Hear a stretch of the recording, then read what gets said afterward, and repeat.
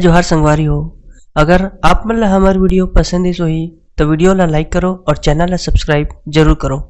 और हाँ, बेल आइकन ला जरूर दबाओ ताकि हमार नवा अवैया वीडियो आप मन ला सबले पहले मिले। जय जोहार, जय छत्तीसगढ़।